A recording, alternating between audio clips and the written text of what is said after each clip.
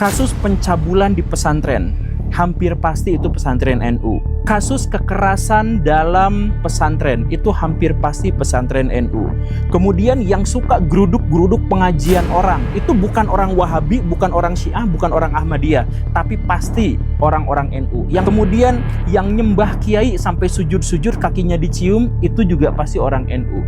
Kemudian yang sholawatan, pakai konser joget-joget banyak kan, ada lampu-lampu disco dan sebagainya, itu ormas yang mana kalau bukan NU? Yang kalau misalkan mau bangun masjid itu sampai ngemis-ngemis di pinggir jalan, bahkan ngemis-ngemis di YouTube, itu semuanya siapa? Itu juga biasanya adalah orang-orang NU. Sekarang sesuatu yang baik kita tidak bisa melihat dari NU, tetapi yang buruk-buruk kelihatan di mana-mana.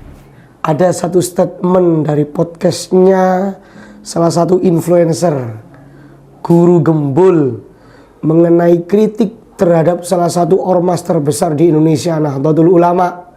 Seakan-akan ormas NU itu sebagai ormas agama yang mana tidak boleh ambil sedikit jatah politik, tidak boleh ambil sedikit jatah identitas sosial dan lain sebagainya. Assalamualaikum warahmatullahi wabarakatuh.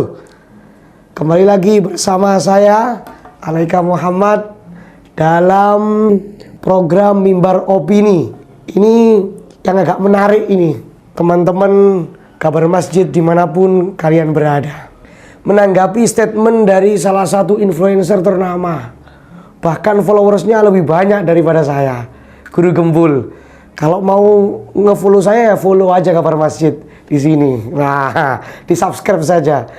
Ini kalau melihat modelnya, Guru Gembul menyatakan yang suka sholawat joget-joget NU, langsung saja saya sebut merek ya, yang suka minta-minta sumbangan masjid di jalan, masjid NU, orang NU, seakan-akan masyarakat NU termarginalkan.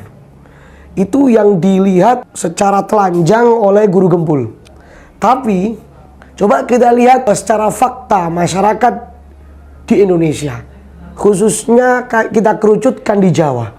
Di Jawa itu ada satu orang, ketika ditanya, kamu NU atau Muhammadiyah?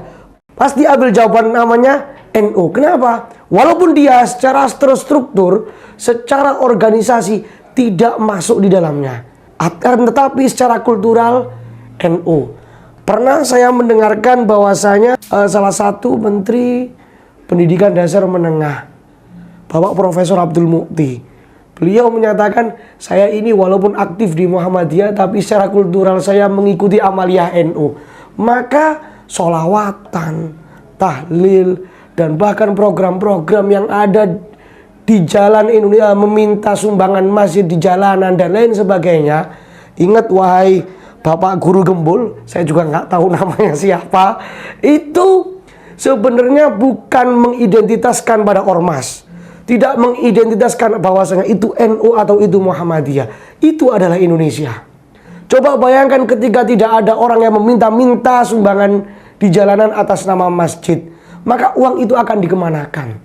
Daripada uang itu dizolimkan ke tempat-tempat yang tidak bermanfaat, lebih baik dimasukkan ke dalam kantong-kantong masjid. Walaupun itu terserah nanti takmirnya akan menyelewengkan atau tidak, karena kita tidak menilai yang ada di situ.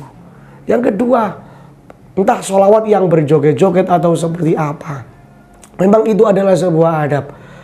Itu adalah sebuah prosa atau nilai baik secara etika maupun estetika yang hari ini terjadi, yang mungkin kemarin saya sudah berkomentar di podcast sebelumnya mengenai sholawat kok joget-joget itu judulnya.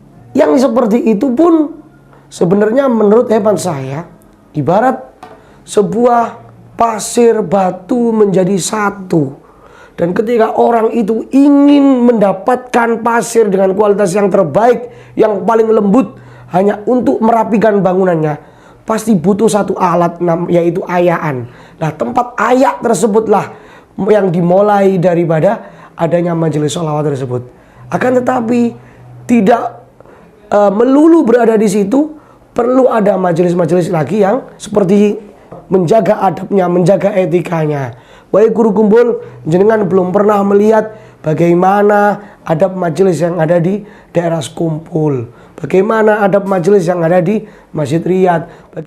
Mereka pun ketika bermajelis diam, khusyuk, seakan-akan hadir di hadapan Rasulullah, seakan-akan hadir di hadapan Allah.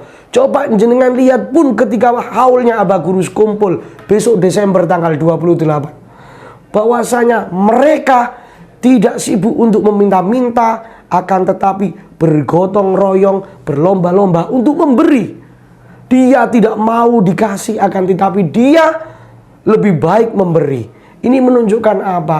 Bahwasanya hadirnya masjid, hadirnya komunitas muslim, hadirnya organisasi Islam di Indonesia pada hakikatnya untuk maslahat, untuk memberikan.